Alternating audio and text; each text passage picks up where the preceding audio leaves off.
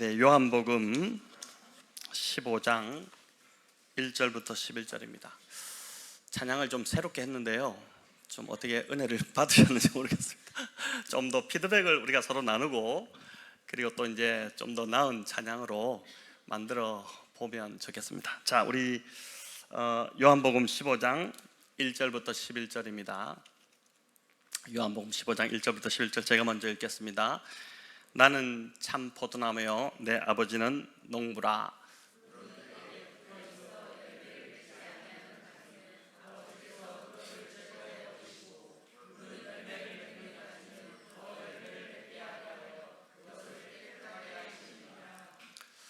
너희는 내가 일러준 말로 이미 깨끗하여졌으니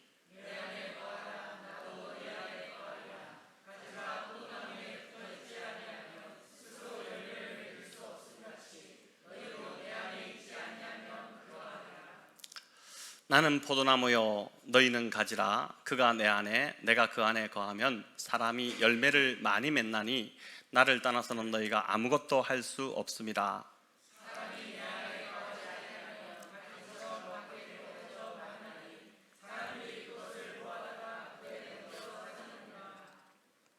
너희가 내 안에 거하고 내 말이 너희 안에 거하면 무엇이든지 원하는 대로 구하라. 그리하면 이루리라.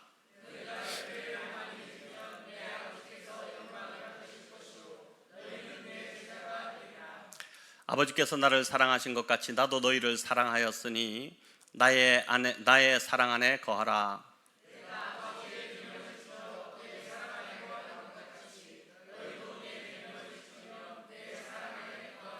자, 우리 함께 읽겠습니다. 내가 이것을 너희에게 이름은 내 기쁨이 너희 안에 있어 너희 기쁨을 충만하게 하려 함이라. 아멘.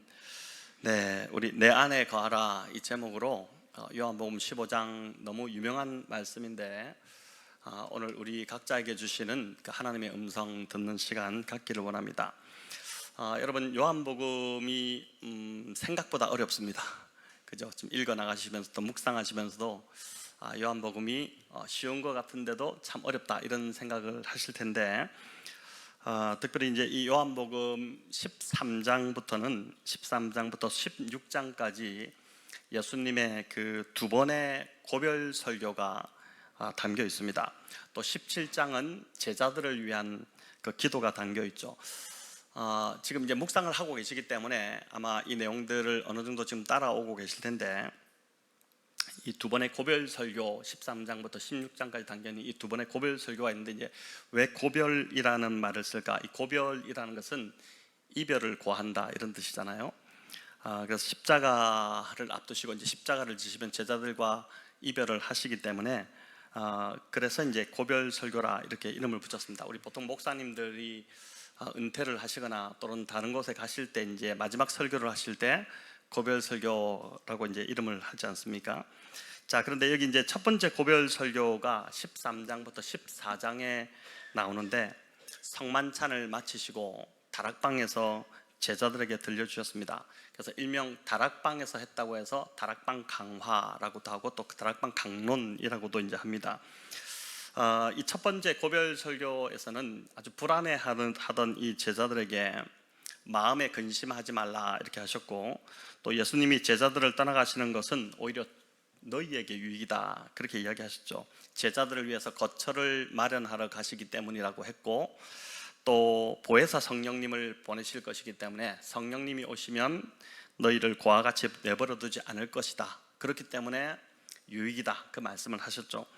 자, 이 첫 번째 고별 설교를 마친 후에 예수님께서는 제자들에게 이제 뭐라고 말씀하시죠? 일어나라 여기를 떠나자 이렇게 말씀하십니다. 우리 14장 31절 하반절인데 읽어볼까요? 일어나라 여기를 떠나자 하시니라. 자, 여기를 떠나자 하는 것은 성만찬을 하던 그 다락방을 떠나자는 말입니다. 자, 이후에 예수님의 이 경로를 이제 보면 다락방을 떠나 기도하기 위해 겟세마네 동산으로 이렇게 나아가십니다. 그래서 두 번째 고별 설교인 15장부터 16장의 내용은 이제 다락방을 떠나서 겟세마네로 이동하던 중에 우리 주님이 제자들에게 들려주신 말씀으로 그렇게 봅니다. 이 두 번째 고별 설교의 말씀을 들려주시면서 이제 겟세마네 동산까지 이동하신 후에 주님은 그곳에서 이제 간절히 기도하셨고, 그 새벽에 가룟 유다가 데리고 온 그 유대 군병들에게 체포되셔서 대제사장 가야바의 이제 집으로 끌려가셨고, 또 빌라도 본디오 빌라도 이 로마의 총독에게 신문 받으시고 십자가를 지시게 됩니다. 자, 그래서 오늘 읽은 이 15장의 포도나무 비유의 말씀은 주님이 제자들과 겟세마네로 이동하시는 중에 걸으시면서 들려주신 말씀이고, 거의 마지막으로 주신 교훈, 그래서 유언장이라고도 합니다. 주님은 이 마지막까지 보니까 15장의 이 포도나무 비유를 쭉 살펴보니까 마지막까지 제자들 걱정밖에 없습니다. 연약한 이 제자들을 주님이 걱정하고 계시죠. 십자가를 지시게 될 때 제자들은 우리가 알듯이 하나같이 다 도망가지 않습니까? 죽을지언정 주님을 절대 버리지 않겠다고 3번이나 이제 그렇게 이야기했던 이 베드로가 보니까 멀찍이서 주님을 따라오기는 했지만 주님을 3번씩이나 모른다고 이제 부인했습니다.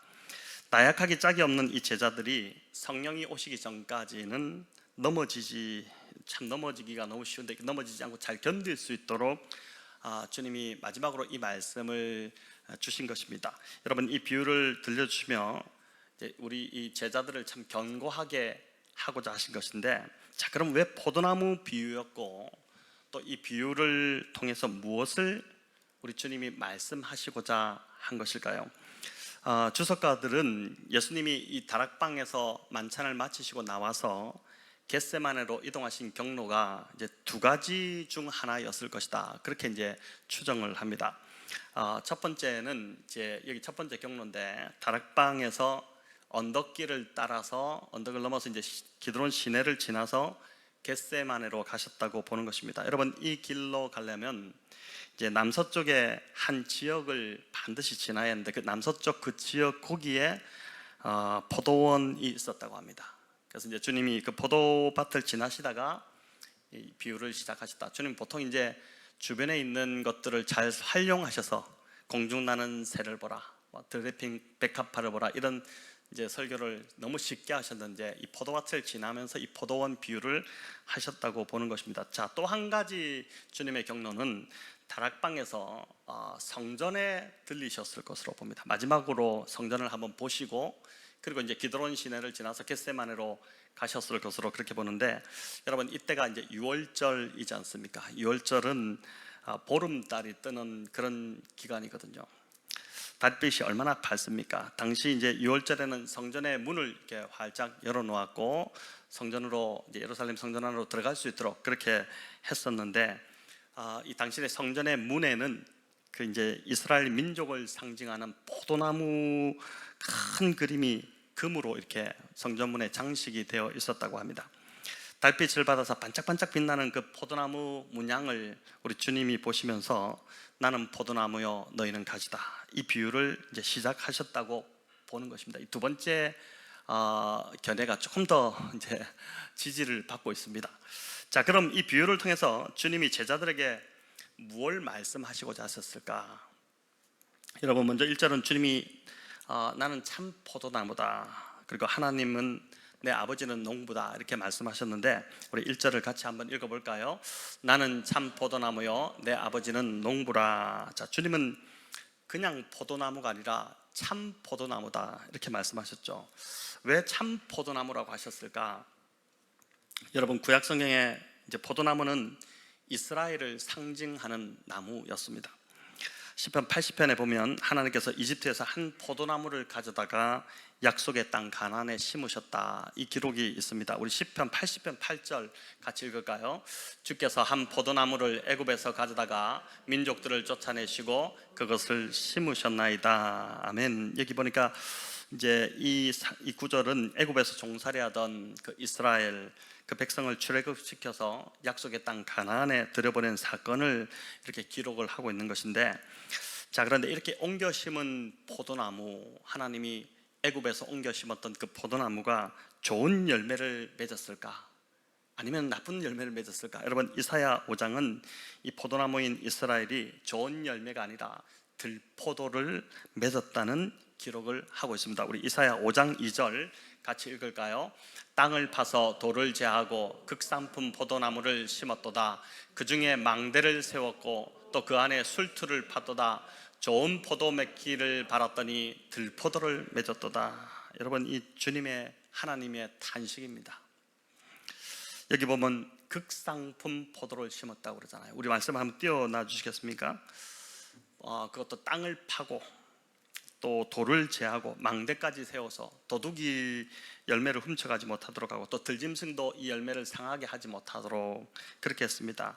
여러분, 이스라엘이 대단한 은혜를 하나님께 입었다는 것입니다. 또 농부는 여기 보니까 술틀까지 파죠. 포도주를 짤 그 틀까지, 포도 열매를 집어넣고 즙을 짜내서 이제 포도주를 만들 그 틀까지 만든 것인데, 농부가 얼마나 참 기대를 했는지 상상이 가시죠. 그런데 좋은 포도가 아닌 들포도가 맺혔습니다. 여러분, 이 들포도는 먹을 수 없는 포도, 그 먹을 수 없는 열매가 맺혔다는 것입니다. 기대했던 이 농부의 실망이 얼마나 컸을까요? 네, 내려주셔도 됩니다. 하나님은 이 포도나무로 상징되는 구약의 이스라엘 백성들이 좋은 열매 맺기를 이제 기대하셨습니다. 하지만 이스라엘은 농부이신 하나님의 기대를 완전히 저버렸죠. 나는 참 포도나무라는 이 주님의 선언은 예수님이 참 이스라엘이라는 의미입니다. 바리새인들, 당시 종교 지도자들은 율법을 온전히 지키는 자신들이, 또 백성들을 이끌고 있는 자신들이 참 하나님의 백성이다, 그렇게 이제 자부를 했지 않습니까? 그런데 주님이 지금 이 비유를 통해서 아니다, 너희는 들포도를 맺은 나무에 불과하다, 너희는 실패했다, 너희는 하나님의 기대를 저버린 자들이다. 그래서 내가 참 포도나무로 이 땅에 왔고 나를 통해, 예수님을 통해, 또 그 주님께 붙어있는 이 가지된 제자들을 통해, 즉 이들을 통한다는 것은 오늘날 교회를 말하는 겁니다. 주님이 세우신 이 교회, 주님이 승천하시면서 세우셨던 이 교회를 통해 새로운 이스라엘을 시작하시겠다는 그런 의미죠. 자, 이어 주님은 5절에서 제자들을 포도나무의 가지라고 비유하셨습니다.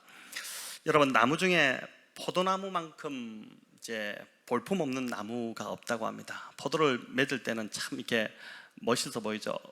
아이들이 어릴 때 포도나무를 그리기도 하고 이렇게 하지만은, 근데 포도나무에서 떨어진 이 가지는 얇고 약해서 이제 목재로도 당연히 쓸 수 없고, 관상용 이런 것도 안 되고, 심지어 땔감으로도 참 부족한 그런 나무, 이제 그게 이제 바로 포도나무 가지입니다.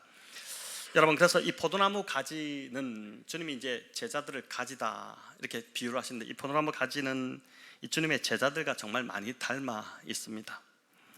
5절에 나오듯이 주님을 떠나서는 아무것도 할 수 없고 또 아무것도 아닌 존재들이 바로 이 제자들이었습니다. 여러분, 주님을 만나기 전 우리는 정말 일자무식, 또 그 고깃배에서 물고기를 잡던 그런 제자들로 알고 있지만, 우리가 지금 셰퍼드를 통해서 배우고 있지만은 이 제자들은 나름 배운 자들이었고 또 하나님 나라를 꿈꾸던 그런 자들이었지 않습니까? 우리 지금 공부하신 분들은 조금 안다는 듯이 끄떡끄떡 이렇게 하고 계십니다. 근데 여러분, 사실 그런 지식이라고 해봤자 얼마나 참 보잘것없고 초라하고 빈약한 그런 지식밖에 되지 않지 않습니까? 또 여기 이제 그들이 이제 꿈을 가지고 있었지만은 사실 그 꿈은 잘못된 꿈이었죠. 이제 무력으로 로마를 물리치고 이스라엘을 독립하려고 했던 그 이제 마카비 왕조가 가지고 있었던 그 하시딤들이 가지고 있었던 그런 잘못된 꿈, 어긋난 꿈이었지 않습니까? 그런 자들이었습니다. 그러니까 말라 비틀어진 가지와 같던 자들이 바로 이 제자들입니다. 그런데 이 가지들이 어느 날 참 포도나무이신 주님께 이제 붙여졌을 때 많은 열매를 맺기 시작했죠. 이들이 가는 곳마다 예수님이 전해졌고 기적이 일어났고, 이들이 전한 말씀을 듣고 죽은 자가, 그 죽어가던 영혼이 살아나고, 소망 없던 인생이 소망 대신 예수님을 붙들기 시작했고, 살 이유를 몰랐던 자들이 오늘날도 살 이유를 몰라서 그냥 하루하루 억지로 눈을 뜨고 살아가는 자들이 세상에 얼마나 많습니까? 그런 자들이 삶의 목적을 발견하게 되었습니다. 삶의 기쁨을 잃어버린 자들, 평안이 깨어진 자들이 제자들을 통해서 예수님을 만남으로 다시 살아나는 일들이 일어났다는 것이죠. 주님은 그동안 이 제자들을 포도나무에 붙어있는 가지가 되도록 지난 3년간 계속 이끄셨습니다. 이 비유처럼 가지가 되어 이 제자들이 많은 열매를 맺기를 바라셨죠. 여러분, 가지의 역할은 유일한 역할입니다. 그 뭐냐면 포도송이 그 열매를 많이 맺는 것, 그게 가지의 유일한 역할이죠. 열매를 맺지 않으면 그 가지는 아무짝에도 쓸모없습니다. 앞에서 말씀드렸듯이 참 볼품없는, 아무짝에도 쓸모없는. 그래서 6절에 나오듯이 가지를 열매를 맺지 않는 가지는 어떻게 한답니까? 사람들이 모아서 불에 던져 사른다, 이렇게 나와 있잖아요. 가지의 유일한 역할, 그건 열매를 맺는 것입니다. 단내를 풍기는 풍성한 포도 열매는 지나가는 사람들로 하여금 참 기분 참 좋게 만들고, 또 그 맛을 보는 사람들에게는 즐거움을 더하게 됩니다. 또 포도 열매로 담근 포도주는 잔치에 막 그 흥을 돋우고 사람들에게 기쁨을 주게 되죠. 여러분, 이제 곧 대부도에도 포도 열매가 주렁주렁 곧 맺히지 않겠습니까? 그 코로나 때인가 저도 저희 집 아이들 데리고 한번 딱 가본 적이 있는데 참 재밌었습니다. 그 포도 그 안에서 이제 포도 냄새가 진동을 하고 향기, 또 그 포도 맛을 보는 그 참 재미있는 시간이었는데, 이 포도밭에서 나는 향긋한 포도내음 가던 걸음을 멈추게 만듭니다. 주님은 제자들뿐만 아니라 저와 여러분, 오늘 이 말씀을 듣고 있는 저와 여러분도 이렇게 향긋한 열매 맺는 가지가 되기를 간절히 바라신다고 믿습니다. 아무 열매도 맺지 못해서 내어줄 것이 없는 그 인생이 아니라 나의 지금 인생 가지에 맺힌 그 풍성한 열매를 먹음으로 주변 사람들을 웃게 만들고 즐거움과 기쁨을 주는 그런 인생이 되기를 우리 주님이 간절히 바라시는 것입니다. 자, 그럼 여기서 말하는 열매, 이 열매는 과연 뭘 말하는 것일까요?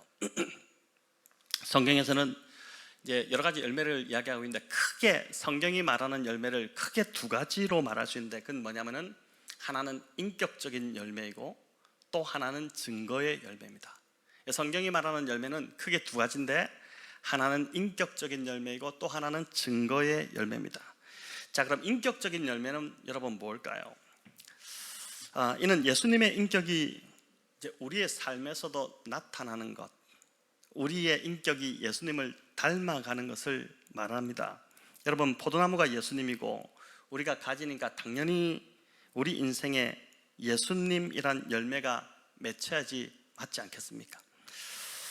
예수나무에 이제 예수 열매가 맺히는 것입니다. 이 열매를 좀 더 구체적으로 요한복음 문맥으로 볼 때 이렇게 살펴보니까 이 열매는 13장에서는 이 13장에서 주님이 강조하신 것은 사랑입니다. 사랑. 서로 사랑하라고 하셨고, 너희가 서로 사랑하면 비로소 세상이 너희가 내 제자인 줄 알 것이다, 이제 그렇게 말씀하셨죠. 또 14장에서는, 13장은 사랑, 14장에서는 평안의 열매가 나옵니다. 우리 14장 27절 같이 한번 읽어보겠습니다. 평안을 너희에게 끼쳐노니 세상이 주는 것과 같지 아니하니라. 너희는 마음에 근심하지도 말고 두려워하지도 말라. 아멘. 여기 이제 평안을 강조하고 있죠. 그리고 이제 15장, 16장에서는 뭘 강조하냐면은 기쁨을 강조합니다. 15장 11절 우리 같이 한번 읽어볼까요? 내가 이것을 너희에게 이름은 내 기쁨이 너희 안에 있어 너희 기쁨을 충만하게 하려 함이라. 자, 여기서 기쁨을 강조하고 또 16장에서도 기쁨을 강조하는데 24절, 16장 24절 우리 읽겠습니다. 지금까지는 너희가 내 이름으로 아무것도 구하지 아니하였으나 구하라, 그리하면 받으리니 너희 기쁨이 충만하리라. 여기 보니까 사랑, 또 평안, 기쁨 이렇게 나오죠. 제 설교 예배 들어오기 전에 이제 목양실에 앉아 있는데 우리 문정혁 박찬미 집사님 가정에서 아이 이름을 지었다고 사진하고 이렇게 보내오셨어요. 주일날 좀 보여드리려고 하는데 제가 아이 이름이 이제 우리 큰애가 주아하지 않습니까? 둘째를 이름을 유한이라고 지었더라고요.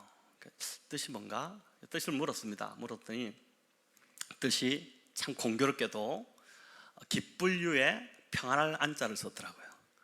오늘 저녁에 이 말씀과 너무나도 맞아떨어지는 상황이지 않습니까? 그래서 제가 이제 그 상황을 이렇게 이야기를 하면서 요 원고를 그대로 찍어서 보냈어요. 이 말씀 구절을 그대로 찍어서 보냈더니 우리 찬미자매도 그렇고 정혁 집사님도 그렇고 너무 신기하다, 너무 놀랍다, 이제 이런 반응을 보였습니다. 여기 이제 13, 14, 15, 16에서 주님이 강조하고 있는 부분을 보니까 사랑, 평안, 기쁨인데 이는 바울이 갈라디아서 5장에서도 이제 언급한 성령의 9가지 열매의 그 처음 3가지가 바로 이 3가지입니다. 이게 성령의 열매는 뭡니까? 사랑과 희락과 화평이다, 이렇게 나오지 않습니까?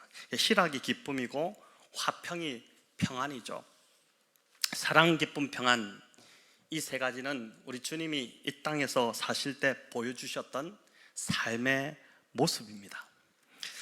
주님은 어떤 상황에서도 기쁨을 잃지 않으셨고, 우리는 조금만 힘든 상황이어도 얼굴이, 표정이, 기쁨이 사라지는데 주님은 기쁨을 잃지 않으셨고 또 하늘의 평안을 늘 지니고 사셨습니다. 인생의 영향력을, 이 본문을 제가 준비하면서 인생의 영향력이 뭘까 이렇게 좀 생각해 보니까 사실 실력이나 능력, 또 우리가 가진 것, 뭐 이런 것이 외적인 조건이 인생의 영향력이 되지 않겠다라는 생각이 듭니다. 여러분, 사랑과 기쁨과 평안을 가지고 살아가는 삶, 그 사람 안에 바로 세상을 변화시키는 영향력이 이제 나타나는 것이죠.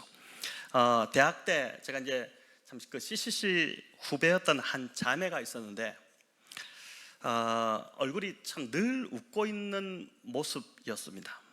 예쁜 얼굴은 아니었는데, 그렇다고 또 몸매가 막 날씬한 것도 아니었는데, 죄송합니다 이런 표현을 해서. 근데 이제 늘 얼굴에, 이 자매 얼굴에 기쁨이 있었어요. 참 표정이 늘 밝고 기쁨이 있는 그 모습이었습니다. 또 마음이 참 따뜻하게 느껴지는 그런 자매여서, 우리 저기 노다이 자매 지금 와 있는데 저기도 CCC고 제가 볼 때 저 자매도 좀 비슷한 그런 캐릭터인데, 그래서 이제 그렇다 보니까 형제들이 이제 눈독을 많이 들이기도 했죠. 또 가까이 가기도 하고 다 받아주고 그렇게 했는데, 이제 이 자매가 보니까 지금 미국에서 이제 목사님 남편을 만나서 함께 이제 목회를 하고 있는, 사모로 살아가고 있는데, 보니까 여전히 그 기쁨을 잃지 않는 모습, 그 모습을 가지고 있습니다. 제가 만났던 그 이제 영적 리더들, 참 저는 그 리더들을 만난 게 저에게 인생의 참 큰 복인데, 그 리더들에게서 느꼈던 것도 똑같습니다. 이 사랑, 따뜻한 그 사랑의 마음, 그리고 그들 안에 있는 그 정말 기쁨, 평안, 공통적인 어떤 느낌들이 이들 안에 있었다는 것이죠. 여러분, 세상적인 성공, 또 업적을 쌓는 것, 성취, 뭐 이런 것들이 중요하겠지만 진정한 삶의 영향력은 그 영적인 변화와 인격적인 성숙의 열매를 통해서 일어난다는 것입니다. 우리 주님이 보여주셨던 바로 13장과 14장과 15장, 16장을 거쳐서 보여주신 이 사랑과 또 평안과 기쁨의 이 모습입니다. 여러분, 인생을 살면서 우리가 그 무엇보다 추구해야 할 것이 바로 이런 사랑, 기쁨, 평안 같은 그 내적인 열매가 우리 안에 맺혀서 주님 닮은 모습이 갈수록 점점 더 우리 안에서 나타나는 것이죠. 주님과의 깊은 그 인격적인 관계에서 맺혀지는 열매, 그 열매는 참 아름다울 뿐만 아니라 그 향이 참 그윽합니다. 사람에 따라서 참 이렇게 멋을 내는 사람들이 있습니다. 멋을 부린다고 그러죠. 보면 이제 멋부린다, 멋을 내는 사람이 있는데, 반면에 멋스러운 사람이 있습니다. 그냥 멋을 내지 않아도 그 자체로 참 멋스러운 사람이 있습니다. 또 어떤 사람은 참 폼을 많이 좀 잡습니다. 폼을 잡는데, 그러나 폼을 잡지 않아도 폼나는 그 인생이 있다는 것입니다. 여러분, 주님 닮은 인격적 열매가 맺힌 사람 안에 바로 이런 멋스러움과 향기가 난다는 것이죠. 여러분, 거대한 로마 제국이 기독교를 국교로 공인하는 참 놀라운 기적 같은 일이 일어났는데, 그 배후에 있었던 그 일들은 잘 이제 가려져 있기 때문에, 드러나지 않기 때문에 또 잘 모릅니다. 또 바이킹들이 예수님께로 대거 돌아오는 그 놀라운 일들이 일어나는데, 이런 모든 일들은 바로 이 주님 닮은 인격적 열매가 맺혀있던 여인들, 그 여인들을 아내로 맞았기 때문이다, 그렇게 이제 전해집니다. 때로는 이제 뭐 결혼하고 싶어서 했겠습니까? 완전히 그 산적 같은 그 바이킹들한테 누가, 어떤 여자가 그 결혼을 하겠습니까? 잡혀간 거죠. 막 그냥 인신매매로 잡혀갔는데, 거기서 그리스도인의 그 품위를 잃지 않고 살아낸 그 여인들로 인해서 그 바이킹족들이, 그 나라가 이제 복음화되는 일들이 이제 일어났다는 것입니다. 자신들과는 너무 다른 그 향긋하고 달콤한 포도 열매 같은 인격 앞에서 거친 로마도 무너졌고, 바이킹들도 주님 앞에 돌아오게 된 것이죠. 여러분, 유대인들은 우리처럼 새해가 되면 이제 올해가 몇 살이 되었는지, 또 연세가 어떻게 되는지를 서로 이제 묻는다고 합니다. 특별히 초대교회의 그 유대 그리스도인들은 예수님을 닮은 것과 그 나이의 연관성을 참 중요하게 여겼다고 해요. 그렇게 전해집니다. 그래서 나이를 한 살 더 먹을 때마다 그만큼 하나님의 성품을 더 닮아야 한다고 생각을 했다는 것입니다. 그래서 이제 자신에게 인격적인 변화가 없을 때는 나이를 헛먹은 것이다, 이렇게 하면서 심히 부끄럽게 여겼다는 그런 기록들이 있습니다. 또 요한 서신을 비롯한 바울의 서신서들을 보면 초대교회 이 그리스도인들이 가졌던 한 가지 큰 두려움이 있는데, 그 두려움을 이제 이 서신서들을 보면 발견하게 되는데, 그건 뭐냐면은 주님 앞에 설 때 부끄러운 그 인격으로 서게 되지 않을까 하는 두려움이었습니다. 여러분, 저와 여러분은 과연 이런 두려움이 있지 않은지를 좀 돌아보면 좋겠습니다. 신앙 연륜이 그렇게 오래되었음에도 인격적 열매가 아직도 참 너무 빈약하다면, 이제 남은 삶, 우리가 다른 것보다도, 다른 것 추구하기보다도 내적인 그 열매가, 주님 닮은 인격적 열매가 맺히기를 위해서 저와 여러분 힘써야 하지 않을까요? 주님은 제자들이 곧 다가올 이 환난과 핍박 속에서도 주님이 보여주신 이 사랑과 기쁨과 평안을 이 제자들이 잃지 않기를 원하셨습니다. 세상을 이기는 힘이 바로 그런 삶의 모습에서 나온다는 것을 우리 주님이 잘 아셨기 때문이죠. 그래서 주님이 이 포도나무 비유를 들려주시면서 주님께 더 붙어 있으라, 그렇게 말씀하시는 것입니다. 자, 이제 성경이 말하는 두 번째 열매의 증거, 두 번째 열매는 이제 증거의 열매입니다. 자, 16절 우리 같이 한번 읽어보겠습니다. 너희가 나를 택한 것이 아니요 내가 너희를 택하여 세웠나니 또 너희 열매가 항상 있게 하여 내 이름으로 아버지께 무엇을 구하든지 다 받게 하려 함이라. 아멘. 여러분, 주님이 제자들에게 여기 가서 이렇게 얘기하잖아요. 가라고 하시는데, 이는 마태복음 28장의 명령이기도 합니다. 주님 마지막으로 이 제자들에게 너희는 가서 뭐라고 합니까? 모든 족속으로 제자를 삼고 세례를 베풀라, 그 명령을 우리에게 이제 말씀하셨죠. 저와 여러분은 이제 예수님을 믿음으로 구원을 받았고 영생을 얻었습니다. 하나님이 우리를 구원하신 이유가 영원한 천국을 이제 보장해 주신 것, 그 맞습니다. 그러나 그게 전부라면, 그게 영원한 천국을 얻는 것 너무 중요하잖아요. 근데 그게 전부라면 우리는 더 이상 이 땅에 살 이유가 없습니다.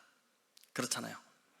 빨리 천국으로 우리 모두 다 옮겨져서 그냥 영원한 삶을 사는 게 훨씬 낫습니다. 자, 그럼에도 주님이 우리를 구원하신 이후에 이 땅에 계속 남겨두시고 이 땅에서 계속 살아가게 하시는 이유가 있다면 그게 뭘까요, 여러분? 그건 바로 예수 그리스도를 나타내고 예수 그리스도를 증거하는 삶을 살기 위해서입니다. 여러분, 이스라엘에게 하나님께서 주셨던 사명도 바로 이 사명입니다. 하지만 이스라엘은 자신들이 하나님께 선택받은 그 선민이라는 그것만 자랑했지 하나님을 나타내고 하나님을 전하는 일에는 이들이 정말 관심을 갖지 않았어요. 실패한 것이죠. 오직 자기들만 복받고 자기들만 잘되면 되는 자들이 그 구약의 이스라엘 백성들이었습니다. 저와 여러분 역시 우리가 이 이스라엘 같은 모습이 나타난다면, 우리가 예수님을 나타내고 전하는 증거의 열매들이 우리 안에서 나타나지 않는다면 우리 주님이 참 매우 슬퍼하실 것입니다. 열매를 맺지 못하는 가지 어떻게 한답니까? 버려지고 모아져서 불에 살라질 뿐이다, 그렇게 말씀하시죠. 저와 여러분 어떤 것 같습니까? 주님 닮은 인격의 열매, 또 주님을 전하는 그 증거의 열매가 내 삶에서 지금 얼마나 맺혀 있는 것 같습니까? 이 말씀이 오늘 참 우리 모두에게 필요하다는 생각이 듭니다. 저도 그렇고 우리 성도님들도 그렇고. 여러분, 가정과 직장에서 또 나의 이웃들에게 생명이신 예수님, 그 예수님을 우리가 지금 얼마나 적극적으로 우리가 지금 전하고 있습니까? 사단은 계속해서 복음을 전하지 못하게 만들죠. 복음에서 관심을 끄도록 만듭니다. 그래서 계속 우리를 바쁘게 만드는 것 같아요. 바쁘게 만듭니다. 내 문제만 보게 함으로 진짜 우리가 추구해야 할 열매 맺는 이 일은 보지 못하게 하는 것입니다. 그래서 구원받은 우리들이 해야 할 사명, 진짜 사명은 인격적 열매를 맺고 증거의 열매를 맺는 그 일에 우리가 힘을 써야 되는데, 우리가 남은 삶, 그 일에 정말 우리의 모든 것을 이제 헌신하며 살아야 되는데 그렇지 못하도록 자꾸 만드는 것입니다. 너무너무 바쁘게 만들어서 성경도 못 읽게 만들고 큐티도 못하게 만들고 복음을 전하는 것은 아예 생각지도 못하게 그렇게 하루하루 막 살아가게 만든다는 것입니다.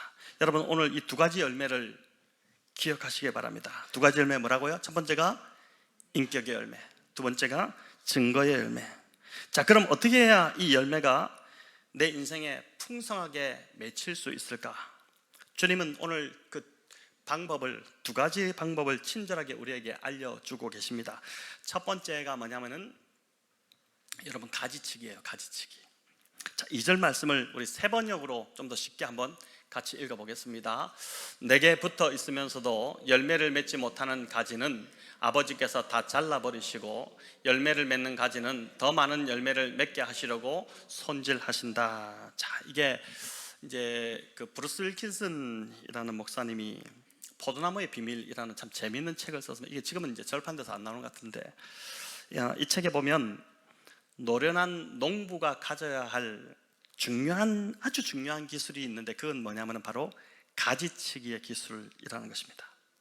무성한 잎이 난다. 이 앞에도 지난주 어저께인가 여기 가지를 좀 쳤어요.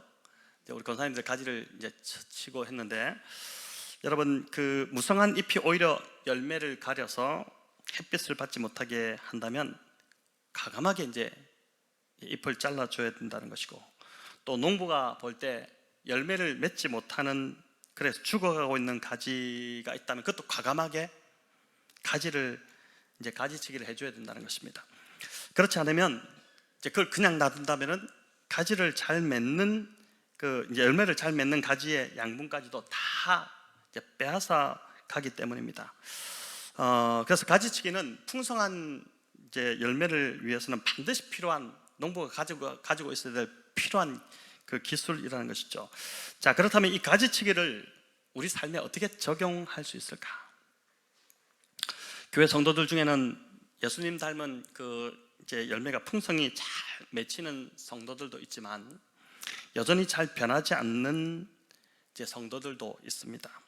그런 성도들은 이제 열매를 맺지 못하는 가지로 이렇게 분류를 해가지고 여기 6절에 나오듯이 가지를 다 쳐버리고 모아다가 불에 이렇게 살라버려야 하는 것일까요? 여러분, 그래 되면은 아마 많은 분들이 지금 뜨끔하실 건데, 나도 그 중에 하나가 될 것 같은데, 나도 살라질 것 같은데, 뭐 이런 생각이 들죠. 그래서 교회가 신앙의 우등생만 살아남고 열등생은 도태되어야 한다면은 사회집단과 크게 다를 바가 없지 않겠습니까? 자, 그래서 여기 가지치기 이게 뭐냐면은 이제 그걸 그렇게 해석하면 안 되고 우선순위의 문제로 이제 보아야 한다는 것입니다. 이제 포도나무의 가장 큰 우선순위 뭡니까? 열매 맺는 거죠. 그래서 그렇게 이제 열매를 맺는데 불필요한 것들을 내 삶에서 쳐내는 것, 그게 이제 곧 가지치기입니다. 저와 여러분의 가장 우선순위가 뭐라고 했습니까? 두 가지. 무슨 열매? 인격 열매와 증거 열매를 맺는 게 우리의 가장 우선순위라 했죠. 이 우선순위가 밀려나게 하는 것들을 정리하는 것, 내 삶에서 정리해 나가는 것, 그게 바로 이제 가지치기입니다. 목회를 하다 보면 다양한 부류의 성도들을 보게 되는데 어떤 분은 삶이 참 단순하지 않고 복잡한 분들이 있습니다. 그래서 하는 일마다 자꾸 좀 꼬이고 이제 열매가 잘 맺히지 않고 이런 걸 보게 돼요. 그 이유를 가만히 들여다보면 너무 많은 것을 추구하기에 바쁜 것입니다. 하고 싶은 게 너무 많은 거예요. 그러니 신경이 다 다른 데 가 있기 때문에 우선순위가 자꾸 바뀌는 것입니다. 예수님 닮아가기 위해서는 삶이 좀 단순해져야 합니다. 이게 초대 그리스도인들의 훈련 중에 하나였습니다. 삶을 단순하게 만드는 것, 이게 이제 그리스도인들의 훈련 중에 하나였는데 하는 게 너무 많으면 예수님 닮아갈 시간이 없죠. 취미가 다양한 분들도 있습니다. 물론 취미가 많으면 삶이 지루하지는 않겠죠. 하지만 그 취미로 인해서 우선순위는 반드시 밀려날 수밖에 없게 됩니다. 그래서 신앙의 연륜이 쌓여도 인격적 열매, 이 증거의 열매가 잘 맺히지 않을 수 있다는 것입니다. 자, 첫 번째가 가지치기였다면, 풍성한 열매를 맺기 위해서 첫 번째가 가지치기였다면, 두 번째는 오늘 본문에 나오는 예수님 안에 거하는 것입니다. 여러분 15장만 해도 거한다는 단어가 11번이나 나옵니다. 무려 11번이나 나와요. 그만큼 이 거한다는 의미가 중요하다는 뜻이겠죠. 이 말은, 거한다는 이 말은 가지가 나무에 붙어 있다는 말과 똑같아요. 나무에 붙어 있다, 또 거한다, 이 같은 표현입니다. 자, 그럼 예수님 안에 거한다는 것은 구체적으로 어떤 것일까요? 여러분 오늘 본문을 볼 때 예수님 안에 거하는 것은 곧 말씀 안에 거하는 것이고 기도의 자리에 머무는 것입니다. 여러분 너무 뻔한 이야기, 오늘 목사님 또 결론은 말씀이고 기도래 이렇게 하시겠지만 여러분 너무 중요한 이야기입니다. 우리 7절 같이 한번, 제 얘기가 아니라 7절 같이 한번 읽어볼까요? 너희가 내 안에 거하고 내 말이 너희 안에 거하면 무엇이든지 원하는 대로 구하라, 그리하면 이루리라. 여러분 요한복음에서 예수님이 가장 강조하시는 게 뭘까요? 1장 1절부터 주님이 강조하시는 게 뭘까요? 말씀입니다. 요한복음은 말씀을 제일 강조하고 있어요. 우리 교회의 슬로건도 뭔지 아시죠? 하나님의 말씀이 우리를 살립니다. 다른 게 우리를 살리는 것이 아니라 하나님의 말씀이 우리를 살린다는 것이죠. 이제 결국 한 인생의 인격의 열매, 증거의 열매를 맺는 비결은 하나님의 말씀이 깨달아지는 것이고 그 말씀을 통해서 하나님과의 실질적인 교제를 나누는 것에 있다는 것입니다. 단순히 그냥 성경을 이해하고 지식을 더하는 그런 차원이 아닙니다. 오늘 내가 묵상한 말씀이 나의 삶을 움직이고 낙담해서 일으키게 하는 그런 말씀이 이제 되어야 한다는 것이죠. 여러분 기도도 마찬가지입니다. 단지 소원, 내 간구를 아라는 것을 그걸 넘어서 하나님과의 깊은 사귐 안에 머무는 것, 그 기도입니다. 그래서 기도의 자리에서 하나님의 뜻이 깨달아지고 이제 깊은 기도를 할수록 그 내 뜻은 포기하게 되고 하나님의 뜻을 이루고자 하는 열망이 일어나죠. 그래서 이제 기도, 진정 바른 기도는 뭐냐면은 회개를 반드시 동반할 수밖에 없습니다. 내가 잘못되었다는 것, 내가 문제였다는 것, 내가 문제라는 것에 대한 깊은 인식이 오기 시작하면서 이제 회개가 일어나기 시작하죠. 그리고 이제 그 사랑이 느껴지면서 눈물이 흐르고 찬양이 터져 나오고 이제 그런 시간을 가질 때 당연히 이제 주님을 전하고 싶고 그리고 그런 자의 삶에 이 인격의 열매, 증거의 열매가 맺히게 되는 것이죠.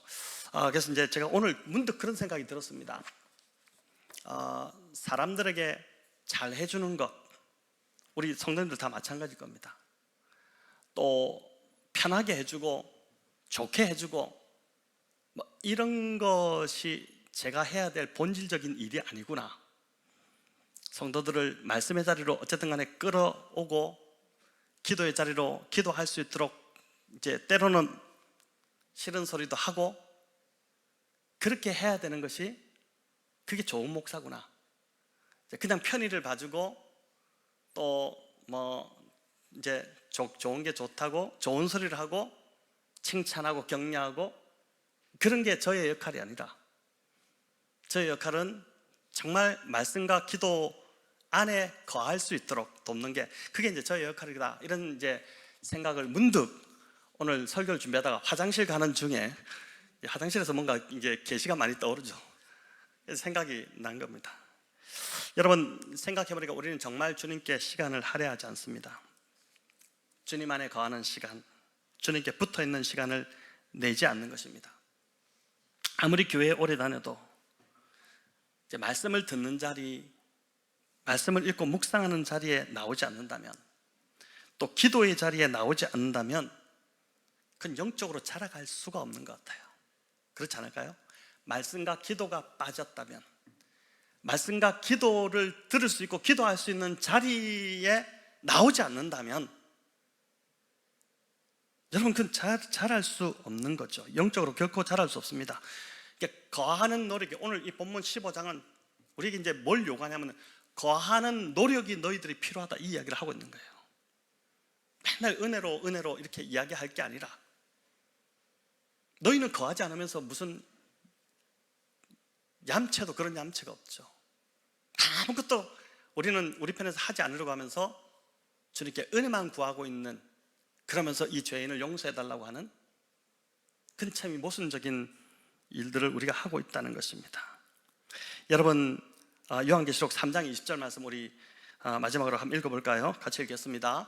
볼지어다 내가 문 밖에 서서 두드리노니 누구든지 내 음성을 듣고 문을 열면 내가 그에게로 들어가 그와 더불어 먹고 그는 나와 더불어 먹으리라. 아멘. 여러분 이 말씀은 예수님을 처음 믿는 사람들에게 한 말씀이 아닙니다. 누구에게 한 말씀입니까? 라오디게아 교회, 그 잘나가던 라오디게아 교회 성도들에게 하신 말씀입니다. 이 라오디게아 교회가 되게 잘났다고 자랑을 했지만 여러분 얼마나 이 교인들이 주님을 문전박대했으면 이렇게까지 말씀하셨을까요? 얼마나 세상에 빠져 있었으면 주님이 이 말씀까지 하실 정도였을까요? 문 밖에 서서 주님이 두드리고 있다. 홀만헌트가 이 말씀을 가지고 그림을 그렸죠. 세상의 빛이라는 유명한 그림을 남겼잖아요. 이 그림의 특징이 있잖아요. 예수님이 밖에서 문을 두드리는데 손잡이가 없어요. 이 문은 안에서밖에 열 수 없는 문입니다. 기가 막히게 이 말씀의 구절을, 의미를 살려서 홀만헌트가 그림을 그려냈는데, 그러니까 라오디게아 교인들이 문을 안 열고 있다는 겁니다. 주님이 얼마나 답답하셨으면 문 좀 열어라 제발, 나와 더불어 먹고 나와 더불어 마시라, 이거는 우리 좀 교제하자, 사귀자, 이 말씀이죠. 여러분 주님은 절대 인격적인 분이라서 우리에게 억지로 우리를 막 밀고 들어오시는 분이 절대 아닙니다. 기다려주시죠. 끝까지 기다리시죠. 내가 말씀의 자리, 기도의 자리에 앉기를 기다리시고, 오늘도 기다리시고 내일도 기다리시고, 세상에 약속을 해놓고 이렇게 계속 어긴다면 완전히 신용 이상한 사람으로 찍히지 않겠습니까? 어떤 사람하고 약속해도 이렇게 하지 않죠. 전 사실 이제 학교 사역할 때, 아이들 학교로 들어갔을 때 이런 바람을 참 많이 맞아봐서 이 심정을 아는데, 실컷 준비해서 1시간 넘게, 이제 그때는 차도 없을 때 대중교통을 이용해서 학교를 찾아갔는데 약속된 장소에 아이들이 나타나지 않아서 1시간 정도를 기다리다가 그냥 그대로 나오는 경우들이 이제 허다했죠. 주님이 그렇다는 것입니다. 주님이 계속해서 우리들한테 그렇다는 것입니다. 지금 이제 우리 다 잘하고 계실 줄을 믿습니다. 다들 열심히 하고 계시고 말씀도 열심히 외우고 계신데, 오늘 이 말씀이 다시 한 번 더 이제 3월을 지나고 4월, 1, 2, 3월 지났잖아요, 그죠?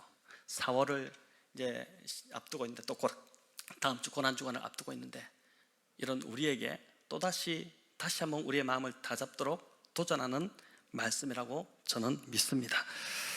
우리 모두는 다 삶이 평안하기를 바랍니다. 또 기쁨이 충만하기를 바라요. 그렇지 않습니까? 또 달콤한 향내에 그윽한 매력 있는 삶이 되기를 원하고 또 사람들에게 영향력 있는 삶을 살고 싶어 합니다.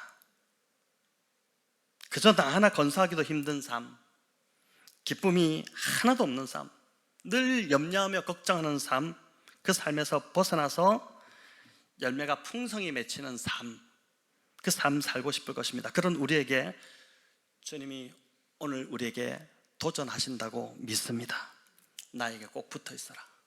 다시 한 번 더 너희에게 이야기한다. 오늘 이 백원영동교회 목사와 성도들에게 다시 한 번 우리 주님이 말씀하신대. 나에게 꼭 붙어 있어라.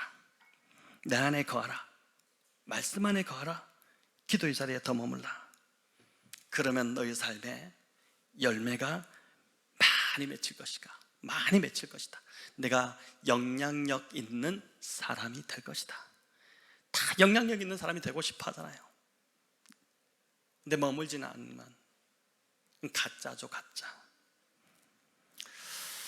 아무리 좋아 보이는 그 인생도 여러분 하나님이 없으면 아무것도 아닙니다. 우리 마지막 사진 하나 보여주시길래요? 이 참 아마 보셨을 텐데 굿이라는 단어에서 이제 갓을 빼버리니까 아무것도 없는 제로가 되는 거예요, 인생이. 근데 아무것도 없는 제로 같은 인생에 하나님이 찾아오시니까 그 인생이 참 보기에 좋은 인생이 된다는 것입니다.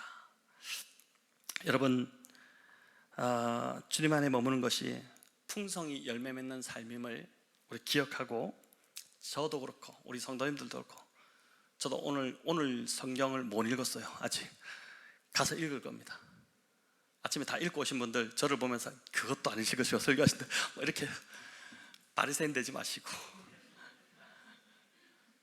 오늘 거를 못 읽어서 지금 가서 읽을 겁니다. 그래서 여러분, 주님 안에 머무는 것이 풍성히 열매 맺는 삶임을 기억하시고 영적 가지치기, 삶의 우선순위를 잘 지켜나가시는 저와 여러분 다 되시기를 우리 주님의 이름으로 축원합니다.